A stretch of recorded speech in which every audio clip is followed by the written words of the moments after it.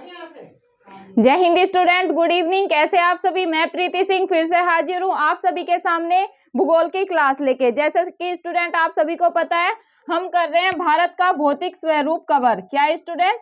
भारत के भूगोल में हम भारत का भौतिक स्वरूप को कवर कर रहे हैं। इसमें हमें क्या क्या टॉपिक पढ़ने थे, पहले थोड़ा सा ब्रीफ इंट्रोडक्शन उसका देती हूँ। इसमें स्टूडेंट हमने पढ़ा पर्वत।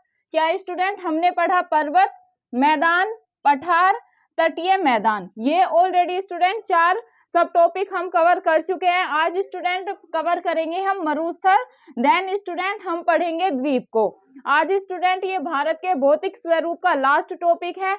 देन स्टूडेंट कल की क्लास में हम जो भारत की मिट्टियां हैं, काली मिट्टी, लेटेराइट मिट्टी, ये इन सब पे चर्चा करेंगे। तो शुरू करते हैं आज की क्लास। स्टूडेंट बात करते हैं मरुस्थल की। किसकी बात करते हैं स्टूडेंट? बात करते हैं मरुस्थल की।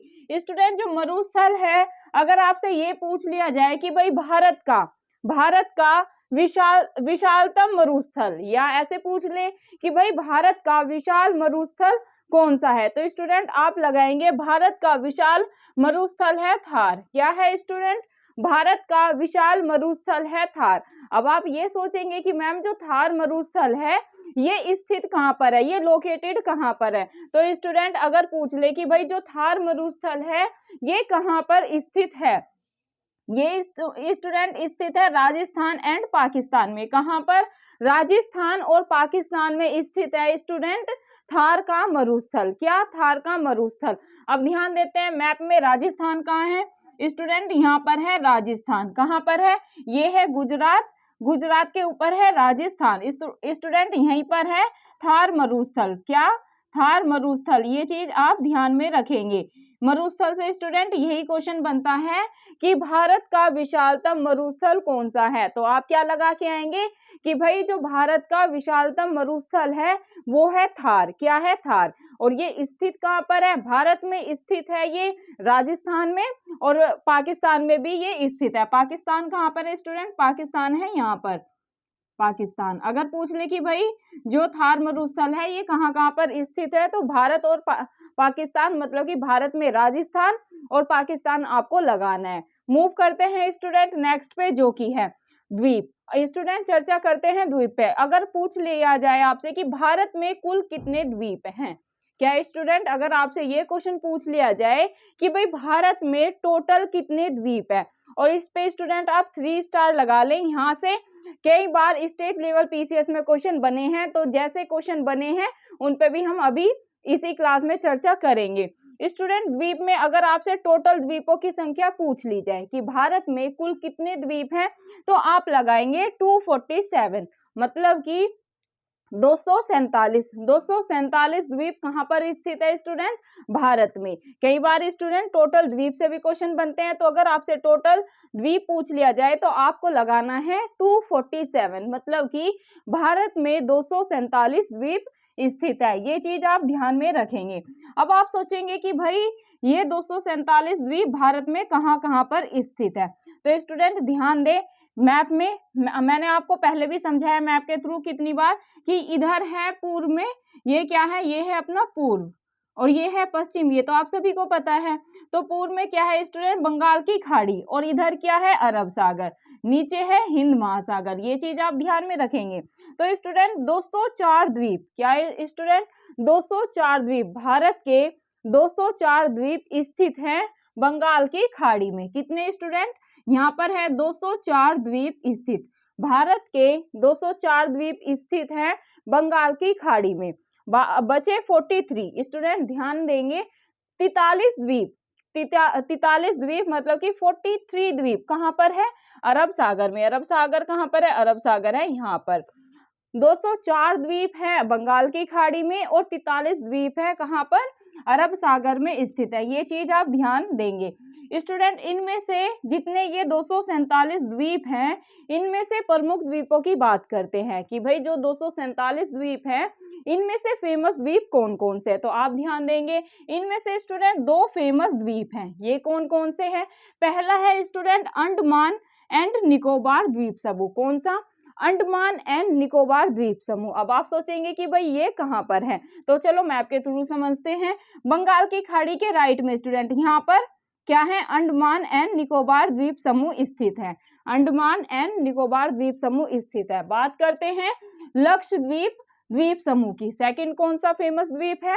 लक्षद्वीप द्वीप समूह, लक्षद्वीप। तो ये चीज आप ध्यान में रखेंगे। ये कहाँ पर है स्टूडेंट? ये है यहाँ पर, मतलब कि दक्षिण में। ये चीज आप ध्यान में रखेंगे। लक्षद्वीप यहाँ है और अंडमान निकोबार द्वीप यहाँ पर है, जिसमें मैंने आपको बताया कि भाई 247 टोटल है। इसमें से 43 है अरब सागर में और 204 है बंगाल की खाड़ी में।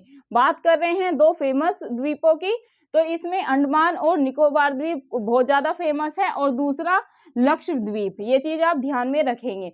अब स्टूडेंट यहाँ से अंडमान निकोबार से ये क्वेश्चन बनता है कि भाई भारत का सबसे बड़ा द्वीप समूह बताइए। अगर आपसे ये क्वेश्चन एग्जाम में पूछ लिया जाए कि भाई भारत का सबसे बड़ा द्वीप समूह कौन सा है? लक्षद्वीप है, अंडमान निकोबार है, एक दो आपको और ऑप्शन में दे दिया जाए, तो आप क्या लगाएंगे कि भाई मैडम ने बताया था भारत का सबसे बड़ा द्वीप समूह है अंडमान एंड निकोबार द्वीप समूह। ये चीज पहली आप ध्यान में रखेंगे। देन स्टूडेंट यहाँ से पीसीएस में क्वेश्चन बना था, यूपी पीसीएस में क्या था क्वेश्चन? अंडमान एंड निकोबार द्वीप समूह की सबसे ऊंची चोटी बताइए। ये स्टूडेंट ये क्वेश्चन काफी महत्वपूर्ण है। अगेन किसी ना किसी स्टेट लेवल पीसीएस में ये क्वेश्चन रिपीट हो सकता है, तो आप इसको अच्छे से याद कर लेंगे। अगर आपसे ये पूछ लिया जाए कि भाई अंडमान एंड निकोबार द्वीप समूह की सबसे ऊंची चोटी बताइए, तो आप क्या लगाएंगे? आप लगाएंगे स्टूडेंट सैंडल पीक। क्या? Sandal peak. Andaman and Nicobar द्वीप समूह की स्टूडेंट सबसे ऊंची चोटी कौन सी है? सबसे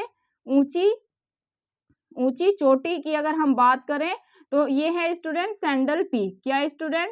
सैंडल पीक। ये चीज आप ध्यान में रखेंगे। ये काफी महत्वपूर्ण क्वेश्चन है जो कि स्टेट लेवल पीसीएस में 2 से 3 बार रिपीट हुआ है। अगेन किसी ना किसी स्टेट लेवल पीसीएस में आपको ये क्वेश्चन देखने को मिलेगा। और सेकंड क्या बना था कि भाई भारत का सबसे बड़ा द्वीप समूह बताइए, तो आप लगा के आएंगे अंडमान एंड निकोबार द्वीप समूह। देन स्टूडेंट जो अंडमान एंड निकोबार द्वीप समूह है इसके 2 ज्वालामुखी हैं। क्या स्टूडेंट? अंडमान निकोबार द्वीप समूह के 2 ज्वालामुखी है। इन पे आप आराम से ध्यान देंगे। ये कौन से हैं जहां से क्वेश्चन बने हैं एग्जाम में? अगर आपसे पूछ लिया जाए कि भाई अंडमान निकोबार द्वीप समूह के 2 ज्वालामुखी के नाम बताइए, तो आप लगाएंगे बैरन और नारकोंडम। क्या स्टूडेंट? बैरन और नारकोंडम। स्टूडेंट जो ये बैरन ज्वालामुखी है ये भारत का एकमात्र सक्रिय ज्वालामुखी है। अगर आपसे ये क्वेश्चन पूछ लिया जाए कि भारत का एकमात्र सक्रिय, एकमात्र एक्टिव, सक्रिय को सक्रिय हिंदी में और अंग्रेजी में कहते हैं एक्टिव ज्वालामुखी, एक्टिव ज्वालामुखी। अगर आपसे ये पूछ लिया जाए भारत का एकमात्र सक्रिय मतलब कि एक्टिव ज्वालामुखी का नाम बताइए, तो आप लगाएंगे स्टूडेंट बैरन।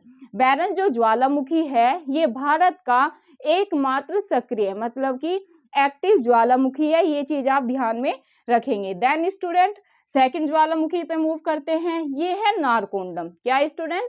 नारकोंडम। अगर आपसे ये पूछ लिया जाए नारकोंडम कैसा ज्वालामुखी है? एक्टिव मतलब कि सक्रिय ज्वालामुखी है, प्रसुप्त ज्वालामुखी है या कैसा? मतलब 3-4 आपको ऑप्शन में दिए हूं, तो स्टूडेंट आप ध्यान में रखेंगे जो नारकोंडम ज्वालामुखी है ये प्रसुप्त ज्वालामुखी है। क्या है स्टूडेंट? ये है प्रसुप्त ज्वालामुखी। ये चीज आप ध्यान में रखेंगे। इसका मतलब क्या होता है स्टूडेंट? प्रसुप्त ज्वालामुखी वही होता है कि जो काफी समय से सोए रहते हैं और एकदम से कभी कभी ये मतलब हजारों सालों में या कई सालों में, जैसे 50 साल में, 60 साल में ये सोते रहेंगे, देन स्टूडेंट एकदम से ये ज्वालामुखी फटता है, तो इसलिए इसको प्रसुप्त ज्वालामुखी कहा जाता है। अगर आपसे ये पूछ लिया जाए इनमें से प्रसुप्त ज्वालामुखी कौन सा है, आपको बैरन ऑप्शन में दे दे, नारकोंडम दे दे, 1-2 ज्वालामुखी के और नाम दे दे, तो आप लगाएंगे कि भाई मैडम ने बताया था जो नारकोंडम ज्वालामुखी है वो प्रसुप्त ज्वालामुखी है। अगर आपसे एक्टिव ज्वालामुखी पूछ लिया जाए तो स्टूडेंट आप हमेशा याद रखेंगे बैरन। जो बैरन ज्वालामुखी है ये भारत का एकमात्र सक्रिय ज्वालामुखी है। क्या है स्टूडेंट? जो बैरन ज्वालामुखी है ये भारत का एकमात्र सक्रिय ज्वालामुखी है। तो स्टूडेंट जो ये क्लास थी ये आज खत्म होती है। हमने क्या किया? भारत का भौतिक स्वरूप, जिसमें हमने कवर किया पर्वत, मैदान, पठार, पठार, तटीय मैदान। आज स्टूडेंट हमने कवर किया मरुस्थल और द्वीप को। ये स्टूडेंट भारत के भौतिक स्वरूप की क्लास आज खत्म हो चुकी है।